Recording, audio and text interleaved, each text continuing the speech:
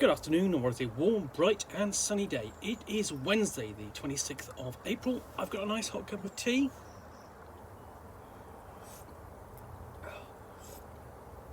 And I have knife and a parcel to unbox. So let's find out what is in here. Fairly flat, so it's going to be, I suspect this is going to be a magazine.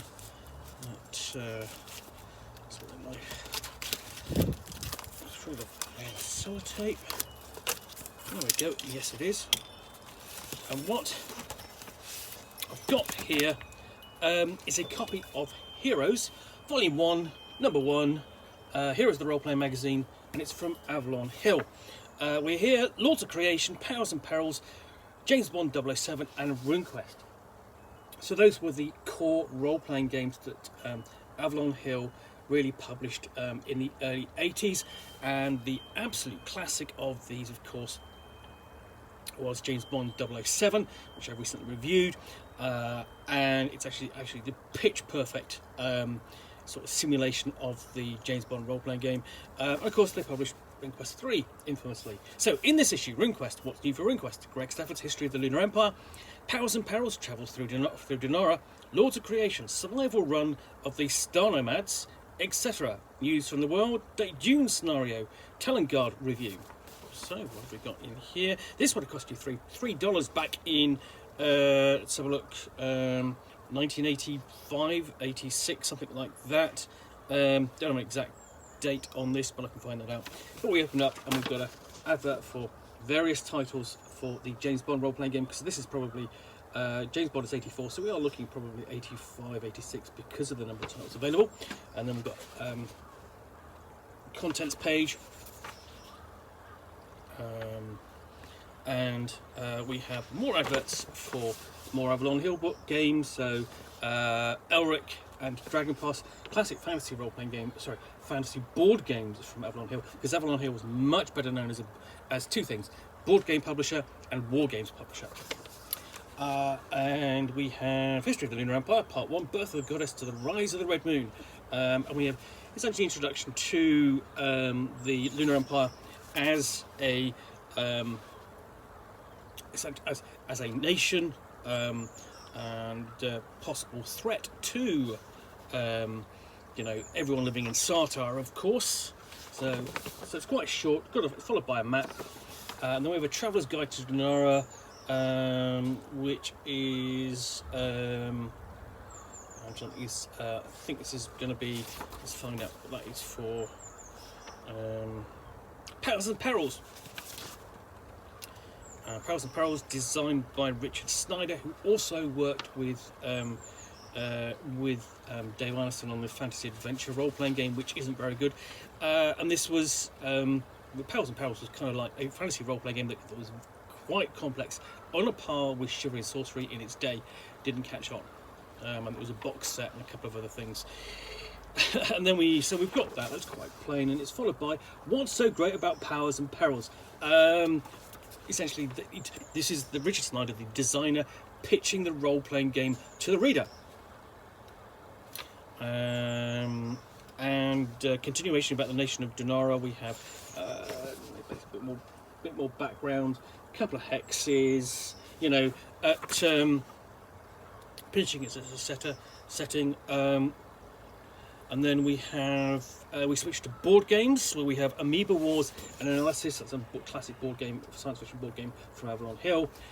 Survival run of the Star Nomads, a Lords of Creation adventure by Tom Moldvay. Now, Tom Moldvay is best known as the designer of Basic Dungeons and Dragons, the Basic Stroke Expert version. It was known as BX, came out in 1981.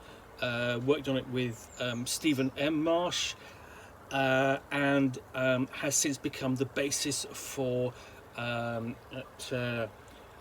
BX line of retro clones for the Old School Renaissance, of course, championed by Old School Essentials.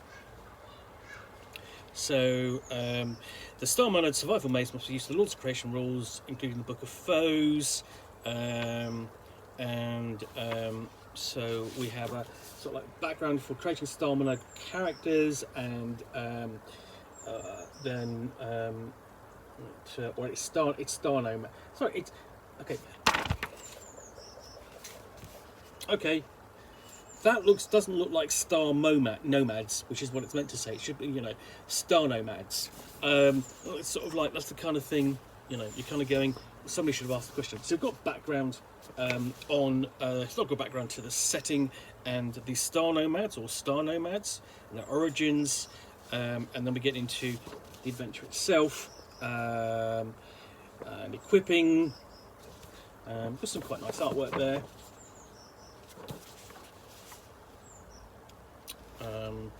And set up and everything, and we get to the maze itself over here. Scenario of the maze, got a random encounter table, robot tables, alien tables, human tables, exploration of traps, mech target encounters, and so on. So these are the things that you can encounter in the maze adventure for the Star Nomads. And basically it's a survival mission, and we have a bit worse in the section in colour, so we've got a map of the maze, which really isn't particularly maze-like. It's got the entryway at the bottom there, and you're trying to make your way up through here to the top, to sort of the final section and survive.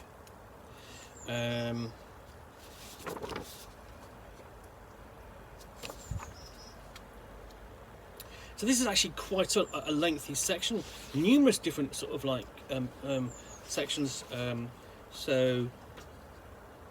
You know, we have scenario B2, 0G repair, and really these aren't actually scenarios; they're encounters. So B2 refers to this location there. So they're rooms, not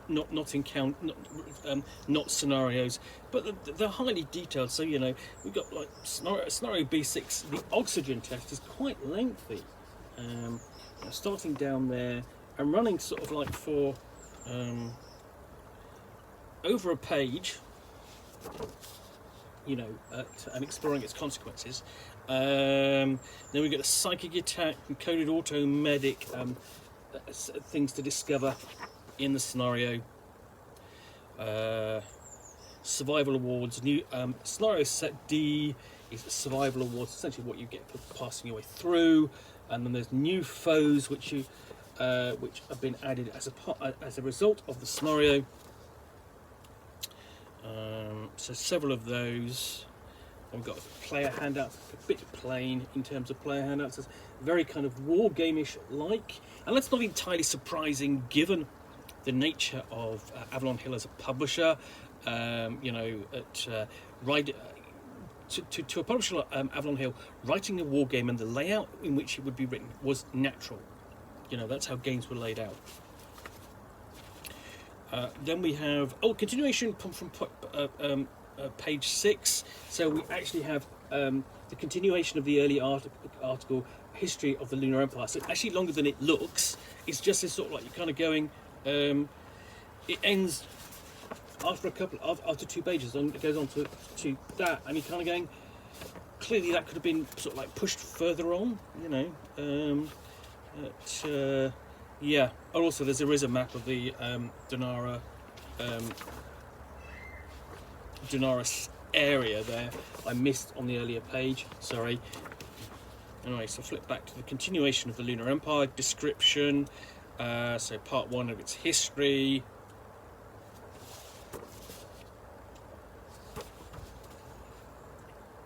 So there's actually turned out to be quite lengthy. And then, what does a hero want? A selection of article topics for Heroes magazine. And this is sort of like a list of. This is the publisher and editors setting at the store. Here's what we'd like from you. And then guidelines for Heroes contributors. Everything necessary you need to know in order to write for the magazine. And that's quite lengthy. And oddly, I have this section torn out. That's annoying. I'm going to have to track down another copy to read it properly, because you've got sections of sort of like, what is the future of the magazine. of RuneQuest there. And then Telling how low can you go? We've got like a computer game maze there. Another advert for James Bond. And then notes from the heroes, etc. Just basically looks like to be reviews and so on and the like. In news from the world and so on. We also have a quick scenario for the Dune board game. So we're here, and it says, you know, Lords of Creation, Powers and Perils, James Bond, RuneQuest. So Lords of Creation, yes. Powers and Perils, yes. RuneQuest, yes. James Bond 007, no. The only thing you got in there for it is adverts. That's a little bit disappointing. I think it's interesting. You know, it's the first issue, and I think it's worth tracking down and reading, sort of like, because you always get kind of a snapshot of what the industry was like. And this is looking at the hobby from an entirely different publisher, one best known for its war games rather than its role-playing games, even though it had a few under its belt at the time. Yeah, I think it's but worth